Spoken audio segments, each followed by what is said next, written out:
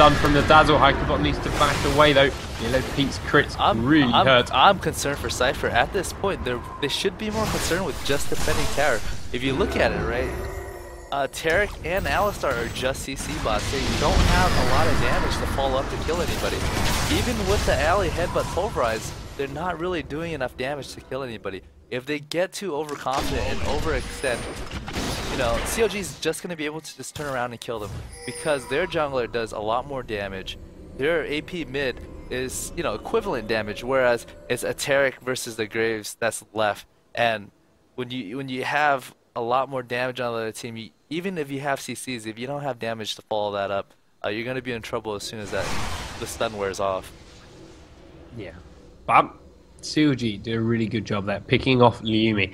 I mean, despite the fact that the fight was initiated onto Wicked down on the far side of the lane, Creepo came across from the entrance to the blue side of jungle, used his E to pull himself onto Liumi, landed his stun, landed his ult, landed his shield burst, and as a result, the rest of CLG could just focus that guy down. Like Pete dashed in, used his buckshot, used his ult, used some auto attacks, and finished off Liumi. Creepo, again, pulling out the big plays, turning these team fights around.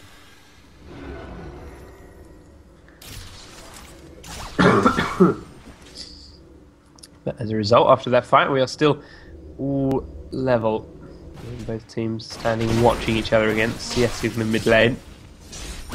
You know, it's at that point where both team has a lot of damage, and the moment a team gets a good team fight, it's going to be global objective. It's either going to be towers, it's either going to be Baron, it's either going to be Dragon. So both teams are just very, very cautious right now, and they're waiting for that good engage, that perfect timing to pick off somebody.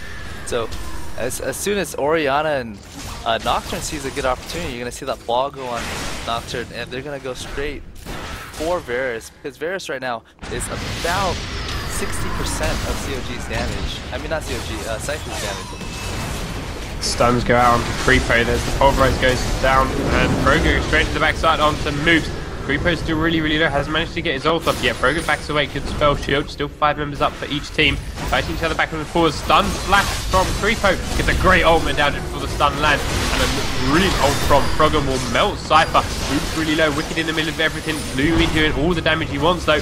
He's exhausted, we're going to focus on to Creepo, but Frogo and Yellow Peter found him. Lumi gets melted, Moves will come out of egg and flash away, lands a good stun, will burst down Frogo inside his ultimate, but there's still 4 members of CLG alive, and only Alistair's left up. Sypher just given away a Baron. That was a very, very good fight for CLG.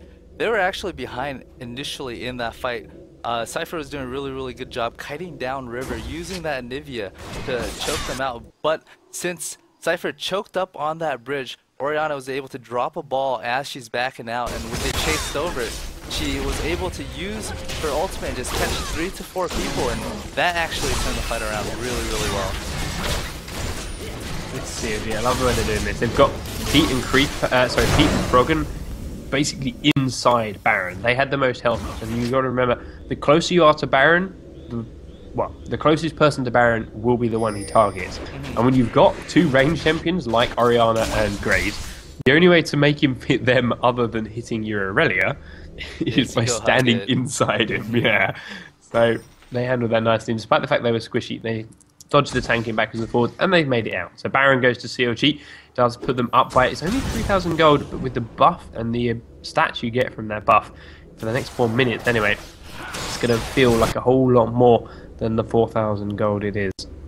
It's definitely going to feel a lot more, just because right now CLG's in the position to push, take towers, take dragons, so they got a good 3 minutes left to take whatever objectives that they need and push that advantage, but they got to be very, very careful right here. Sypher knows that they need to make some sort of play to come back. Headbutt pop goes on to Creepo. He's got the Oracles, the Lumi. Oh, actually misses completely on a great wall by Moves. Cuts off his own team from CLG. And that's a lot of ultimates used by Sypher. They're going to have to be careful now because CLG are looking for them. And with this Baron up as well, CLG are going to grab themselves a free dragon. Sypher cannot buy that. Liumi's ult's down, Riven's ult's down. Lune even used his one in there somewhere. No, Tarek's one's still up, but not the fight they were looking for. Moves, after singing his praises in the champion select, Not the greatest Nivea game I've seen from him, I must admit.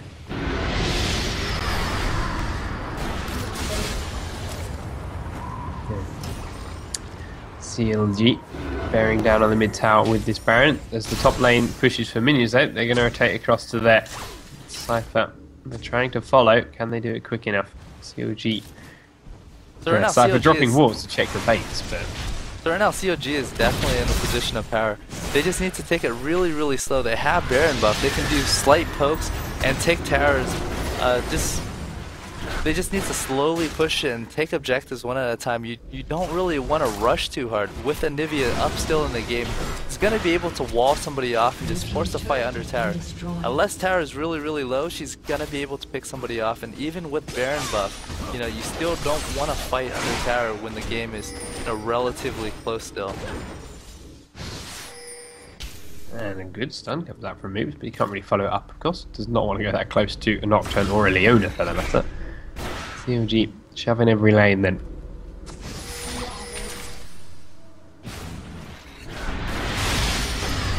6,000 gold up.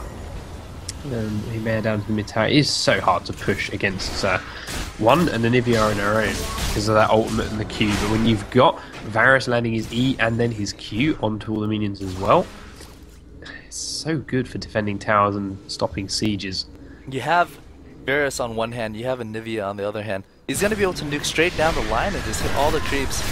And then when they, even if they don't die when they walk into Anivia's Glacial Storm, they're just going to die within a half a second anyway. So in terms of pushing it against Sypher, it's going to be very, very hard. So at any point, if Sypher wants to play passive, wants to wear down Baron buff, they're going to be able to do it.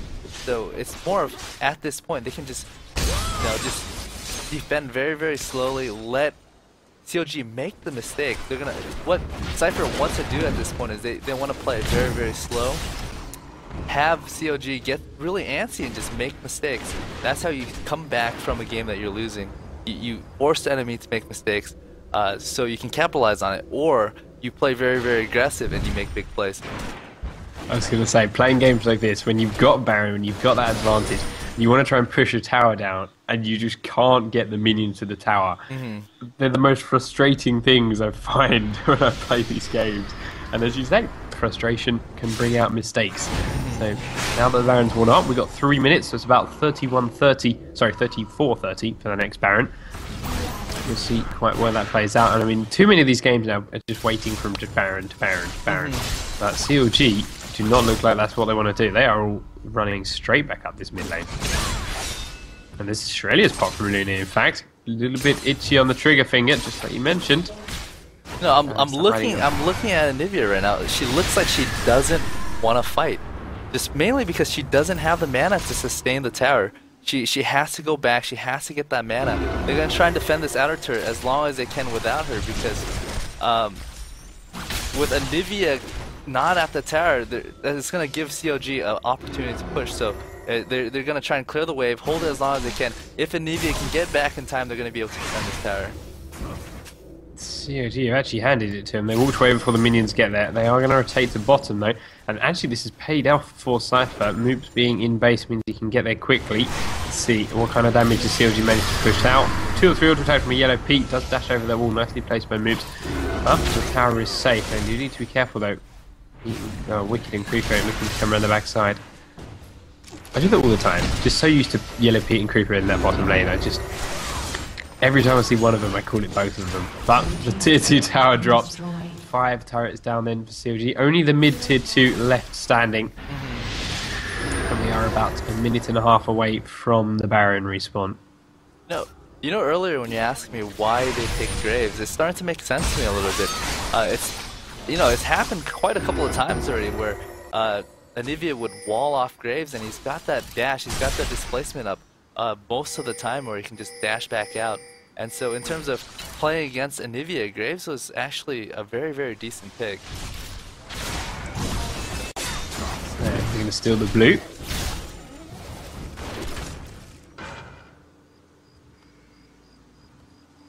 Froggo grabs himself that. We are still 40 seconds out. Going to clear out the top lane. This top tower still not dead. Wicked just had such a good game of that. And Sypher And they're responding by ramming this mid lane up as far as they can get it. This turret is already low, to be honest, wouldn't be surprised. There we go, Alice is going to face tank it. There goes that turret. A little bit of global gold for them, and they're going to keep going to the next one. They already know they can push lanes really quickly. That's how they defended. And this turret is melting. It takes a lot of damage. Look at the damage Yumi's putting out. And it is already now really low. Very well played. The Shurelias and the Ghost Blades are going off to CLG. They can't quite catch Sypher. There's Shurelias as well. Very well played by Sypher, and that ult from Mooks will be enough to slow CLG out. I'm digging the way they're kiting COG. They're going in, they're doing damage to tower, and they're using Anivia's wall. They're using her Glacial Storm to back out, and then when they get close, they're using Varus to drop down his AoE slow too. So in terms of poking and retreating, I feel Sypher's is doing a really good job at that. Haku got flashed, head pop, pulverizes, Froggen back towards the team. Great ult by Yumi, great ult by Creepo as well, and a nice one by Froggen over the wall. Hit 3 members of Sypher. First 2 to drop. Haku bot, Riven's down, Luna's down, Nocturne's the only member of CLG dead. Moops get egged on the other side of the wall. Peach just dashes through it to kill him. And Liumi is again the only member of Sypher left standing. CLG working these fights so well. It's the creeper what goes down. Everyone that gets stunned within it gets knocked all over the place by Froggen's ultimate. Yeah. Just lose all kind of traction and control. Frog is landing some really good ultimate. At one point there, I felt CLG was in a little bit of trouble, but just one really well placed ultimate turned it around, and he's been able to land a lot of those throughout the game continually, winning these team fights. And there is Baron number 2. Gonna drop CLG 35-54. That guy dies, and to be honest, I don't think this game's gonna last long enough to see a second or a third Baron. No, at this point, CLG.eu just needs to play it safe. They don't need to get too overconfident. They can push and farm and push and farm. They have full control of the map. What that means is they can just pick up all the buffs. They can continually pick up Dragon, and they're gonna have a lot more farm, and the gold differences continue to. They're just gonna pull ahead, and it's gonna get to that point where they're gonna get so strong where a tower will just drop so fast. So even with an anti-push comp, it drags out long enough. Towers doesn't mean as much. So defending a tower and killing the creeps doesn't matter as much when late game the tower is gonna drop in about 5 to 10 seconds anyways. Yumi, 800 damage crit there on the red buff as he starts taking that out. He's doing a lot of damage. He's got a Bloodthirster, which in fact, how stacked is it? Should be fully stacked. He hasn't died for a while, not quite. 27 attack damage. Not quite the Infinity Edge that Pete's got, and a last Whisper up as well. Like finally, even COG at this take point, that you're seeing Orianna is doing a lot of damage to tower. I don't know how long this anti-push comp's gonna last much longer. Even with Varus being able to clear waves, even with Anivia, it only takes a couple of rotations where COG can get 1 or 2 hits off on the tower. That is gonna go down, and I wouldn't be surprised if Graves gets a little aggressive and goes up for the hits, because even if he gets walled off, he's gonna be able to dash back out. Yeah, exactly, and he's got that great team to back him up if Sypher do dive in onto him when he's a little bit exposed. They've got so much CC, and he would be, I mean, right in the middle of everything. There he goes, look, right there, like you said. Goes in, gets 2 or 3 hits off, dashes away. No problem at all. You know, you do that for another 2 or 3 rotation, that tower is going down no matter what. And especially this wave, there's going to be a cannon creep, and his dash is going to be back up. He should be able to do some damage. Actually, Anivia was, Anivia kept her Glacial Shroud up, so it actually wasn't worth it for that wave, but in terms of mana, Anivia's not going to be able to do that forever if she doesn't have blue buff, so it's just more of a waiting game. COG can wait around pretty much indefinitely as long as they don't go too crazy, because they got the Baron buff to just sustain them through the minor poke that Sypher is doing right now. Now Pete could probably go in and get a couple of pokes off here because of the way that Glacial Shroud was, or where that ult was placed by Anivia. Doesn't want to risk it. Top lane is being pushed quite hard by CLG minions. See whether Sypher send anyone to defend against it, and if they do, what CLG choose to take from it. Yeah, just waiting. How long have we got left? We got a minute left on this Baron, and wow,